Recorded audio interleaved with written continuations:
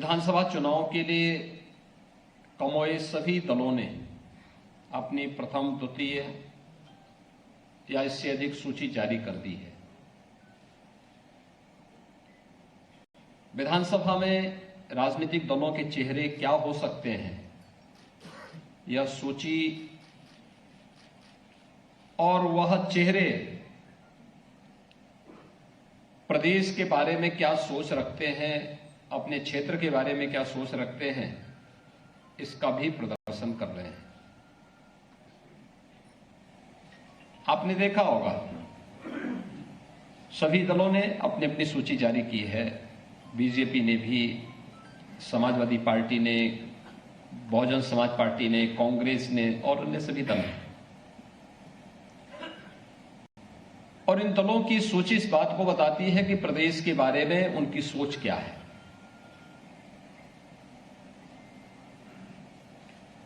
दो 2017 में भारतीय जनता पार्टी की सरकार प्रदेश में आई थी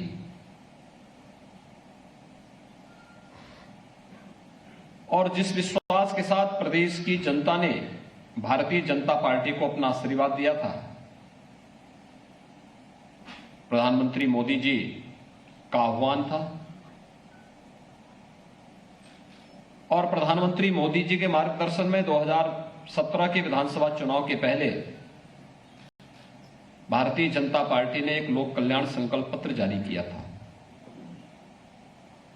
लोक कल्याण संकल्प पत्र में उत्तर प्रदेश की जनता के साथ कुछ वायदे किए गए थे और आज जब उत्तर प्रदेश में भारतीय जनता पार्टी सरकार के 5 साल पूरे हो रहे हैं और हम विधानसभा चुनाव के लिए वर्तमान में जनता जनार्दन का आशीर्वाद प्राप्त करने के लिए जा रहे हैं, तो मैं विश्वास के साथ कह सकता हूं कि भारतीय जनता पार्टी ने 2017 में जो कहा था, इन 5 वर्षों में एक एक संकल्प को मंत्र मान करके उसको पूरा करने का कार्य भी किया है। भाइयों बहनों, वर्तमान में पूरी दुनिया, पूरा देश और पूरा उत्तर प्रदेश कोरोना महामारी का सामना कर रहा है। कोरोना इस सदी की सबसे बड़ी महामारी है। भारत के अंदर प्रधानमंत्री मोदी जी के नेतृत्व में, उनके मार्गदर्शन में पूरा देश कोरोना प्रबंधन का जो कार्य कर रहा है, वह दुनिया के लिए एक नजीर बना है। पूरी दुनिया ने उसे हाथों हाथ लिया है। जीवन और जीविका को बचाने का जो मॉडल है भारत का, वो आज पूरी दुनिया ने उसको सराहा है। और एक कारण है, 135 करोड़ की आबादी का भारत और दुनिया की सबसे बड़ी ताकत अमेरिका से अगर हम तुलना करते हैं तो भारत से, जिस अमेरिका की आबादी मात्र 35 करोड़ है, उस अमेरिका में कोरोना से भारत से लगभग 2 गुना मौतें हुई हैं। हम अनुमान कर सकते हैं कि आबादी भारत की अमेरिका से 4 गुना ज्यादा है, लेकिन कोरोना में अमेरिका के पास सब कुछ होने के बावजूद अमेरिका ने कोविड प्रबंधन, समय से निर्णय न लेने, कोविड प्रबंधन में जिम्मेदारों की रुचि न लेने का परिणाम क्या है कि अमेरिका के अंदर भारत से दुगनी मौतें हो गई। यूरोप में भी यही स्थिति है। और भाइयों बहनों, भारत के अंदर बना वैक्सीन, जिसे प्रधानमंत्री मोदी जी ने, जब विपक्ष के नेता केवल छींटाकशी कर रहे थे, घरों में रह करके केवल ट्विटर पर देश को गुमराह कर रहे थे, तब प्रधानमंत्री मोदी जी एक एक लेबोरेटरी में जाकर के वैक्सीन बनाने के लिए, देश के प्रत्येक नागरिक के जीवन को बचाने के लिए वैक्सीन बनवाने के अभियान के साथ जुटे हुए थे। भारत के अंदर बना हुआ वैक्सीन दुनिया का सबसे प्रभावी वैक्सीन में से एक है और एक नहीं, 2-2 वैक्सीन भारत को दी। अब तक 160 करोड़ लोगों को वैक्सीन दिया जा चुका है और उत्तर प्रदेश आज 25 करोड़ लोगों को वैक्सीन देने जा रहा है। 25 करोड़ वैक्सीन के डोजेज उत्तर प्रदेश के अंदर आज उपलब्ध हो रही है। देश के अंदर उत्तर प्रदेश का कोरोना प्रबंधन एक मॉडल के रूप में लिया गया है। फ्री में टेस्ट, फ्री में उपचार, फ्री में वैक्सीन, फ्री में राशन और प्रत्येक की चिंता करना, हर एक के जीवन की रक्षा करना, यह हमारा दायित्व भी था। और आपदा के समय हर एक व्यक्ति के साथ खड़ा होने का शासन का जज्बा भी था। इस सरकार ने किया क्योंकि यह हम सब की जिम्मेदारी थी। कुछ चीजें आपने देखे होंगे, कोरोना कालखंड में कांग्रेस गायब थी,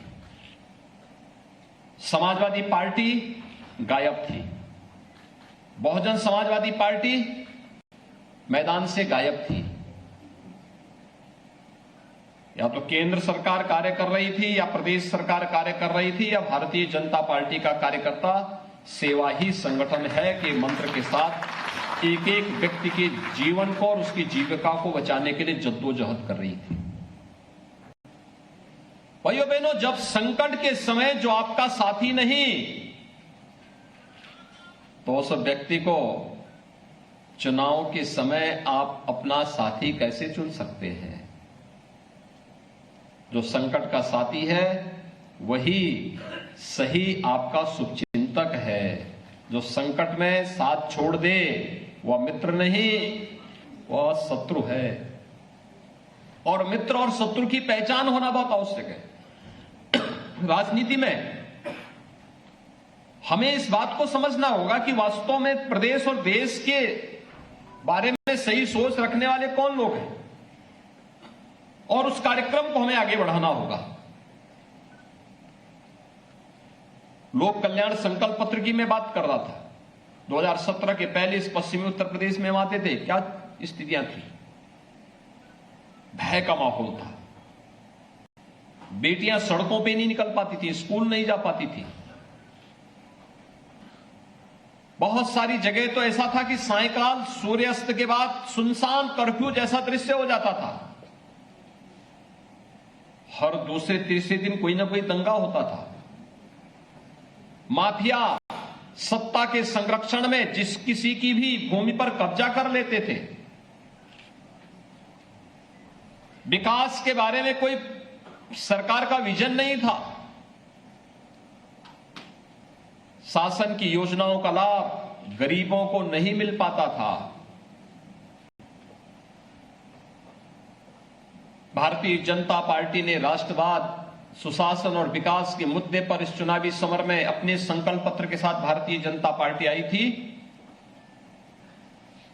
पहले ही घोषणा आपने देखी होगी।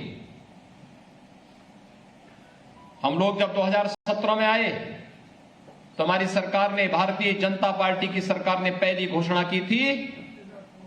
हमने पहला निर्णय लिया था अवैध बूचड़खानों को बंद करने का,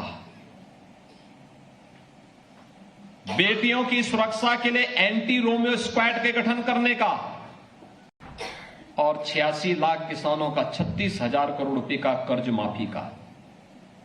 यह भारतीय जनता पार्टी का पहला फैसला था सरकार का।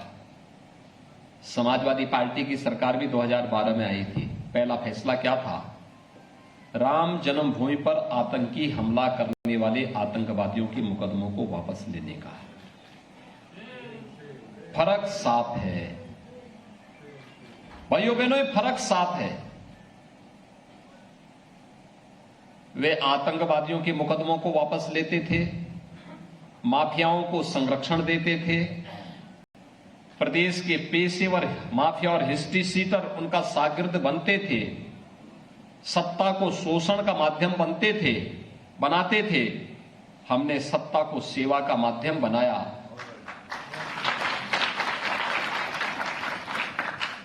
वहां पर मुख्यमंत्री और मंत्री बनने के बाद सबसे पहले अपना बंगला बनाते थे। हमने अपना बंगला और अपना मकान नहीं बनाया, हमने 43 लाख गरीबों को एक एक मकान दिया।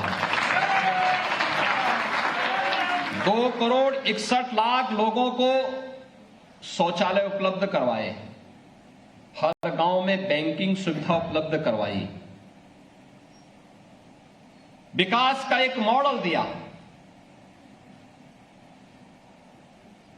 एशिया का सबसे बड़ा एयरपोर्ट जेवर में बनेगा। अब फिल्म सिटी के लिए मुंबई नहीं बल्कि गौतम बुद्ध नगर में फिल्म सिटी का निर्माण होगा। मेडिकल डिवाइस पार्क पश्चिमी उत्तर प्रदेश में बनेगा। अब किराना से पलायन नहीं, पश्चिमी उत्तर प्रदेश रैपिड रेल की प्रगति के साथ तेजी के साथ आगे बढ़ने का कार्य करेगा।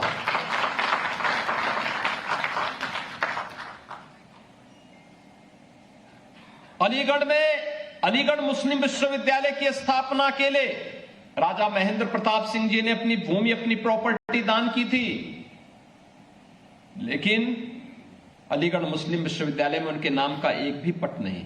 हमने उन्हीं के नाम पर एक विश्वविद्यालय, राजा महेंद्र प्रताप सिंह विश्वविद्यालय, उसी अलीगढ़ में स्थापित किया।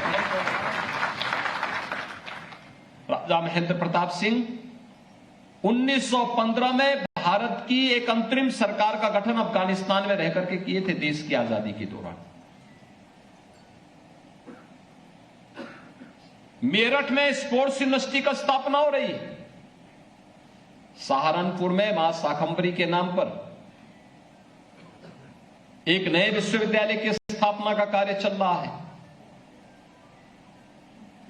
पहले गाजियाबाद में हज हाउस बनता था, हमारी सरकार ने कैलाश मानसरोवर का भवन बना दिया।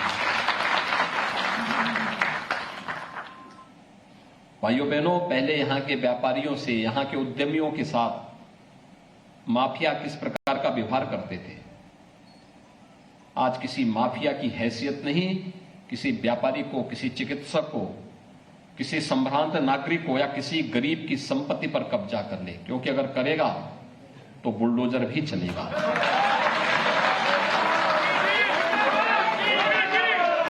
पहले इन गरीबों को मिलने वाला अन्न गरीबों के पास नहीं जाता था, ये अन्न माफिया के माध्यम से बांग्लादेश पहुंचा दिया जाता था। आज यह अन्न उन गरीबों को उपलब्ध हो रहा है। 15 करोड़ गरीबों को डबल इंजन की सरकार डबल डोज का अन्न भी उपलब्ध करवा रही है। 9 करोड़ लोगों को 5 लाख रुपए की सालाना स्वास्थ्य बीमा का कवर भी उपलब्ध कराया जा रहा है और 1 करोड़ लोगों को 1000 रुपए वृद्धजन, विधवा महिलाएं और दिव्यांग जनों को 1000 रुपए हर महीने पेंशन की सुविधा भी उपलब्ध कराई जा रही है। भाइयों बहनों, 2017 के पहले बिजली आती ही नहीं थी। जो आज कह रहे हैं कि 300 यूनिट फ्री में बिजली देंगे, इनसे पूछना चाहिए, बिजली जब आती नहीं थी तुम बिजली नहीं देते थे, तुम तो अंधेरे में रहने के अभ्यस्त थे, क्योंकि चांदनी रात चोरों को अच्छी नहीं लगती है। तो ये लोग बिजली दें, जब बिजली नहीं आएगी तो बिजली फ्री में करने की बात कहां से करते हो जी? क्यों बेवकूफ बनाते हो? क्यों आंखों में धूल झोंकने का काम करते हो? नए नए सगुफे हमने अपने युवाओं के लिए टैबलेट और स्मार्टफोन देने की कार्रवाई की। अब वो कह रहे हैं हम स्मार्टफोन हम भी देंगे। उनको मालूम नहीं कि उनको आना नहीं है, इसलिए कुछ भी बोल दो, कुछ भी बोल दो। कहते हैं हम पुरानी पेंशन बहाल करेंगे। जब ये पुरानी पेंशन रोकी गई थी तब उनके अब्बा जान ही प्रदेश के मुख्यमंत्री थे।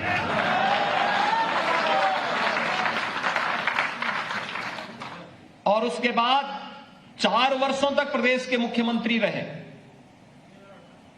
फिर 5 वर्ष तक उन्हें स्वयं प्रदेश के अंदर मुख्यमंत्री बनने का अवसर प्राप्त हुआ। लेकिन भाइयों बहनों, प्रदेश के सरकारी कर्मचारियों के बारे में उनके पास कोई सोच नहीं थी। न्यू पेंशन स्कीम में कर्मचारियों के अकाउंट भी नहीं उन्होंने खोले थे। और जो एम्प्लॉयज कंट्रीब्यूशन होता है, इसमें शासन 10% देता था, कर्मचारी को 10% देना था। अकाउंट ही नहीं थे, पैसा ही नहीं जमा होता था। पिछली सरकार ने 2004 से लेकर के 2017 तक कोई पैसा जमा नहीं किया। जब हम लोग आए, मैंने इसकी जांच की कि कर्मचारियों को न्यू पेंशन स्कीम में अगर वह रिटायर होता है, उसको इसका लाभ मिल रहा है कि नहीं मिल रहा है। तो हमारी सरकार ने आकर के उन सभी कर्मचारियों के अकाउंट खुलवाए। 10,000 करोड़ रुपए मैंने बजट से उपलब्ध करवा करके उनके अकाउंट में जमा करवाने का कार्य किया। 10,000 करोड़ रुपए। और एम्प्लॉयज कंट्रीब्यूशन को भी मैंने 10% से, सरकार का 10% शेयर से बढ़ा के 14% करने का कार्य भारतीय जनता पार्टी की सरकार ने किया। कोरोना कालखंड में किसी भी कर्मचारी के वेतन में हमने कटौती नहीं की। तमाम जगह राज्य सरकारों ने कटौती कर दी थी, उत्तर प्रदेश ने नहीं की। लेकिन जिन लोगों ने विकास नहीं किया, माफियाओं को संरक्षण दिया, पेशेवर अपराधियों को शागिर्द बनाकर के प्रदेश में लूटमाट मचाई, प्रदेश में दंगों की एक नई श्रृंखला खड़ी की, आज उनके टिकट भी उसी रूप में आप देखने को मिले होंगे। आप देख रहे होंगे किस किस प्रकार के टिकट दिए जा रहे हैं। किराना में व्यापारियों और हिंदुओं के पलायन के लिए जिम्मेदार व्यक्ति को किराना से टिकट दे दिया। बुलंदशहर में, मुजफ्फरनगर में, सहारनपुर में, लोनी में, मुरादाबाद में, अमरोहा में एक लंबी फेहरिस्त है। देखते जाइए किस प्रकार के लोगों को टिकट दे रहे हैं। यह उनकी सोच बताती है। भारतीय जनता पार्टी ने सामाजिक संतुलन को बनाए रखते हुए हर एक तबके को प्रतिनिधित्व भी दिया है, लेकिन साथ साथ राष्ट्रवाद, विकास और सुशासन के मुद्दे पर कोई समझौता भी नहीं किया है। और मैं यही कहने के लिए आज आपके पास आया हूं भाइयों बहनों कि भारतीय जनता पार्टी इस चुनावी समर में आप सबके सामने है, आप सबसे कहने के लिए आई है। आपने 2014 में, 2017 में, 2019 में भारतीय जनता पार्टी को अपना आशीर्वाद दिया।